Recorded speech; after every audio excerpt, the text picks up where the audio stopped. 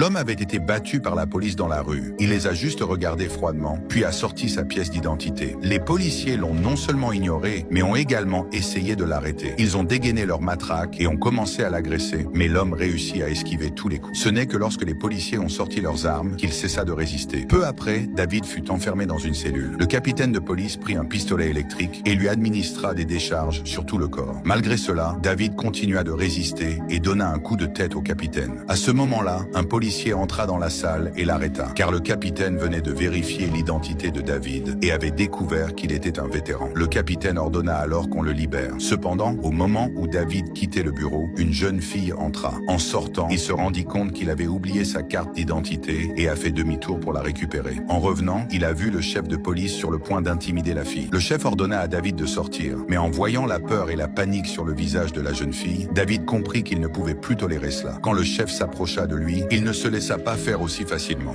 David l'assomma d'un coup de poing, puis prit un cendrier comme arme, arracha le cordon du téléphone et emmena la jeune fille hors de là. Un policier s'apprêtait à entrer dans le bureau du chef, mais David l'assomma avec le cendrier avant qu'il ne puisse réagir. Ensuite, il enroula le câble du téléphone autour de sa main et sortit lentement dans le couloir. Il réussit en quelques secondes à désarmer et à battre tous les gardes. Après cela, David désarma les policiers, tira la jeune fille avec lui et se prépara à s'enfuir. Mais il tomba nez à nez avec le capitaine et ses hommes. David repoussa la fille en dehors de la pièce et encore une fois, de sang-froid, il renversa 3 personnes en quelques secondes, prit l'arme de l'un d'eux et sortit. Un autre policier apparut. En voyant la scène, il sortit sa matraque. David plaça la fille derrière lui pour la protéger. Le policier attaqua, mais comme les autres, il fut vaincu. Tous les policiers du commissariat ont été neutralisés. David et la fille s'échappèrent par l'escalier et sont tombés sur le sous-chef. Il n'a pas pu dire un seul mot qu'il a été battu.